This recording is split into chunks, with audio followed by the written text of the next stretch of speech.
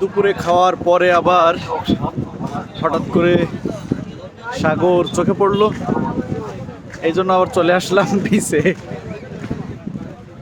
খাওয়া শেষ করে হোটেল থেকে মাত্র বের হলাম, দেখুন সকাল থেকে সাগরে এত পরিমাণ ডুবেছিলাম, এসেও আসলে একবারে খারাপ হয়নি।